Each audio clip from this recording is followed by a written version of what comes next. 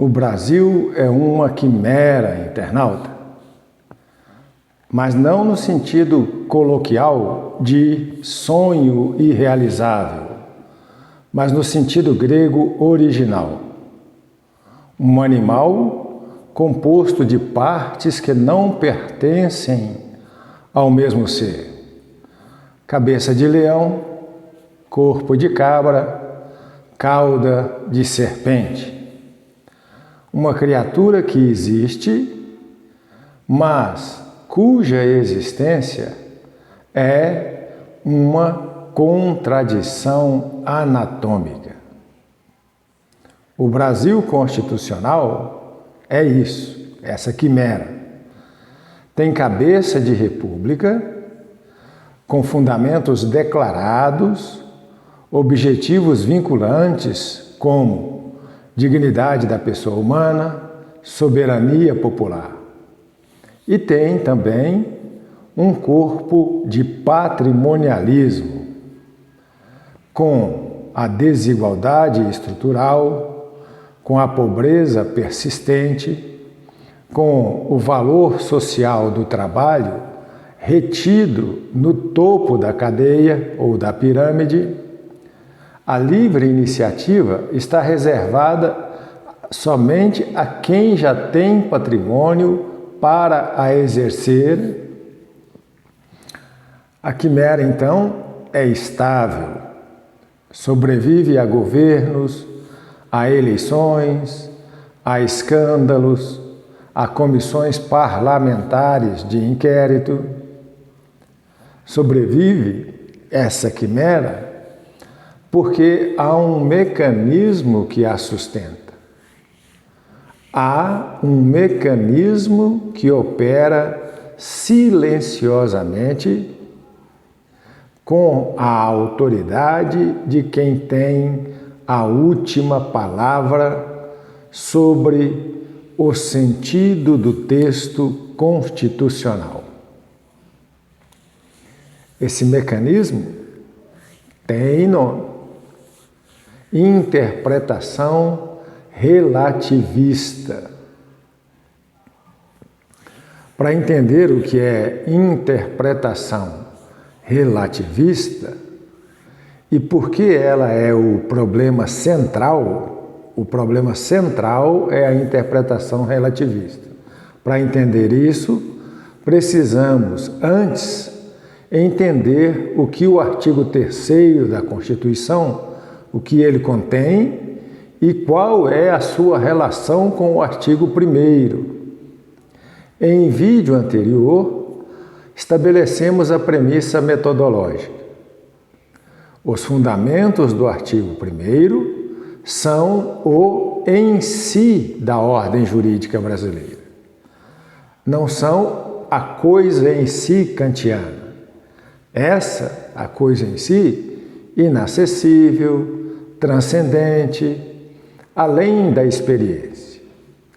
O em si jurídico é acessível, está escrito, é público, é legível por qualquer cidadão alfabetizado. E os objetivos do artigo 3º são o que deve necessariamente acontecer quando esses fundamentos da República, contidos no artigo 1º, quando tais fundamentos são levados a sério. O artigo 3º são o dever ser derivado do ser jurídico declarado. Não são aspirações opcionais, inferências necessárias. São inferências necessárias.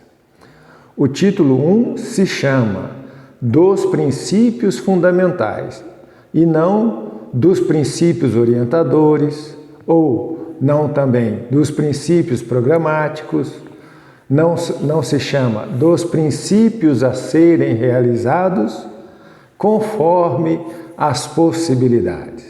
Não. O título é dos princípios fundamentais, ou seja, o que está no fundamento, o que sustenta tudo o que não pode ser removido sem que tudo desabe.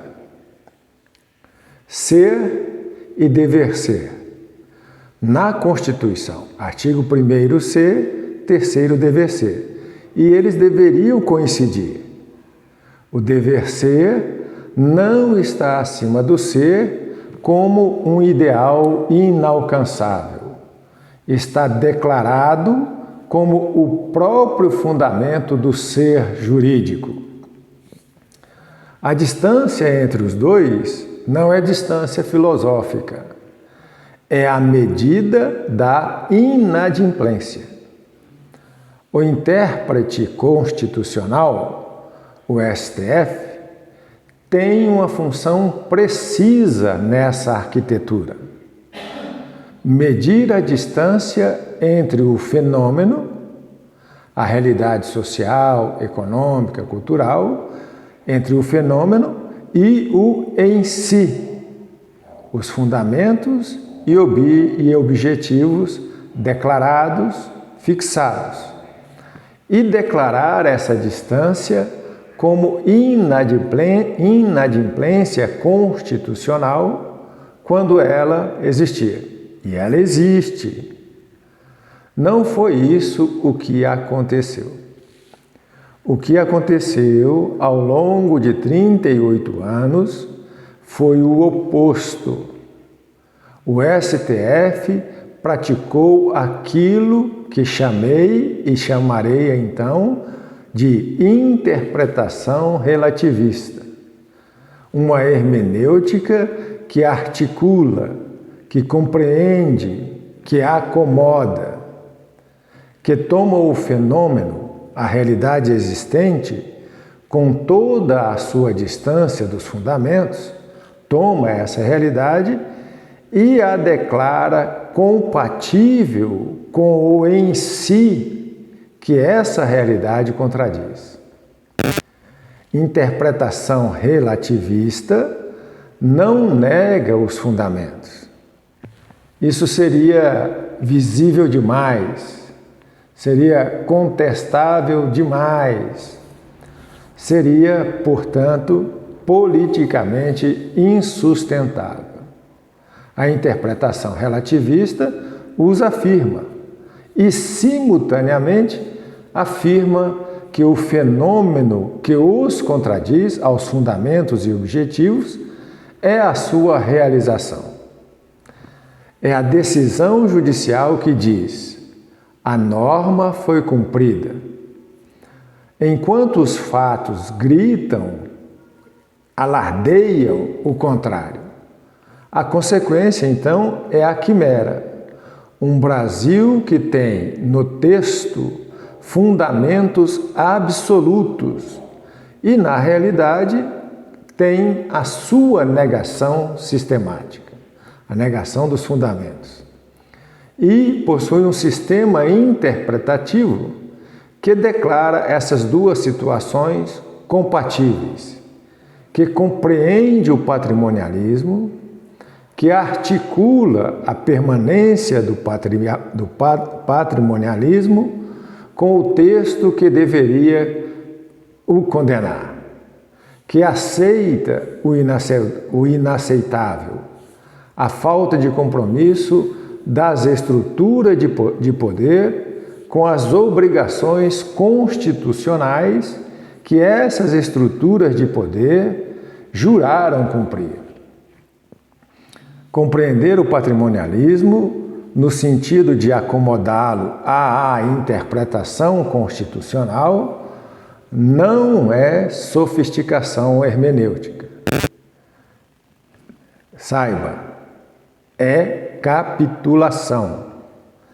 É o intérprete entregando ao fenômeno a autoridade que pertence ao fundamento. Proponho aqui um termo que vai, inicialmente, soar estranho e que precisa soar estranho porque a estranheza é parte do argumento. A interpretação que a nossa Constituição de 1988 exige é uma interpretação fundamentalista. Sei o que a palavra evoca no uso corrente: intolerância, rigidez, recusa ao diálogo, extremismo. E é com esse sentido que a palavra é usada como insulto. O fundamentalista é aquele que não cede, que não compreende o contexto que aplica a norma sem considerar a realidade. Mas, entretanto, o sentido que proponho é literal e constitucional, que é fiel aos fundamentos, que não negocie com o fenômeno quando o fenômeno contradiz o fundamento, que não articula, que não compreende, que não acomoda o inaceitável. E aqui temos a inversão completa. No campo constitucional brasileiro, o fundamentalismo não é extremismo, é o correto. É o que o título 1 exige de quem o interpreta. É o que a palavra fundamental, no nome do próprio título, declara como método. O relativismo é que é o desvio. O relativismo é que é a capitulação. A interpretação relativista é que produziu a quimera. No caso, então, ser fundamentalista, no sentido constitucional, é recusar que o fenômeno seja declarado realização do fundamento, quando o fenômeno, a realidade que está aí, contradiz inteiramente esses fundamentos. É manter aberta a tensão entre ser e dever ser, porque é essa tensão que move a República em direção aos seus objetivos. O intérprete relativista fecha essa tensão, declara o fenômeno como cumprimento dos fundamentos e libera o sistema da obrigação de transformar a realidade. O intérprete fundamentalista mantém a tensão, declara o fenômeno como inadimplência, inadimplemento, e exige a transformação que o fundamento determina. O artigo 3º, então, lido fundamentalistamente, neologismo, é o documento mais exigente da Constituição. Construir uma sociedade livre, justa e solidária, um objetivo. Garantir o desenvolvimento nacional, segundo objetivo. Erradicar a pobreza e a marginalização e reduzir as desigualdades sociais e regionais, um outro objetivo. Promover o bem de todos sem distinção, mais esse objetivo. Esses não são programas de governo, são obrigações da República e da nação brasileira, do instrumento que o povo soberano criou para realizar os fundamentos que declarou e fixou. E cada um desses objetivos é conclusão lógica de todos os 5 fundamentos do artigo 1º simultaneamente. Lidos com o neologismo fundamentalistamente, a pobreza que persiste depois de 38 anos não é resultado de circunstâncias adversas. É inadimplemento constitucional. A desigualdade estrutural não é fenômeno sociológico inevitável. É violação dos fundamentos. O desenvolvimento que não chegou a todos não é limitação econômica. É descumprimento de obrigação jurídica vinculante. E a interpretação que declarou tudo isso compatível com os fundamentos, a interpretação que articulou, que compreendeu, que acomodou, não é interpretação constitucional. É a sua negação. O inadimplemento do artigo 3º não é acidental, nem é inevitável. É o resultado de uma interpretação que escolheu o fenômeno sobre o fundamento. E, ao fazê-lo, produziu a quimera que nós estamos dizendo. Um Brasil com constituição fundamentalista no texto e realidade patrimonialista na prática, no social, no cultural. E aqui chegamos ao propósito deste vídeo e ao que ele significa para a auto-ordenação do cidadão. O cidadão que compreende a distinção entre interpretação fundamentalista e interpretação relativista não lê e não lerá as decisões do STF com a deferência do súdito. Lerá com o olho do soberano, verificando se a decisão é fiel ao fundamento ou se procura articular o inaceitável. Porque o fundamento está disponível. O em si é acessível. Está no texto constitucional, no título 1, no artigo 1º e no 3º da Constituição. Nos 4 incisos do artigo 3º. Qualquer cidadão alfabetizado pode lê-los. Qualquer cidadão com capacidade de raciocínio lógico pode verificar se o fenômeno, a realidade que o STF declara como cumprimento, se esse fenômeno corresponde ao em si que o texto declara como fundamento.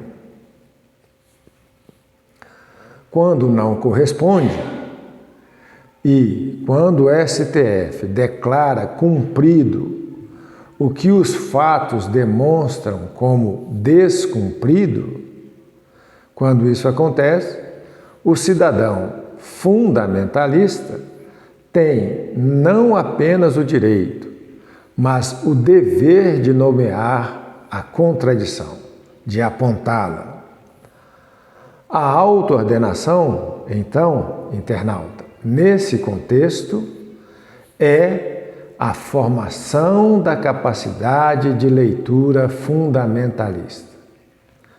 É a capacidade de recusar a quimera, de insistir na tensão entre ser e dever ser, que a interpretação relativista fechou, mas que a Constituição manteve deliberadamente aberta como exigência, como o motor que deveria mover a República em direção aos seus fundamentos. O Brasil tem Constituição fundamentalista. O que não teve em 38 anos de vigência desse texto constitucional foi intérprete à altura dela. Esse intérprete é o cidadão e este canal existe para despertá-lo. Uma boa noite e até um próximo vídeo.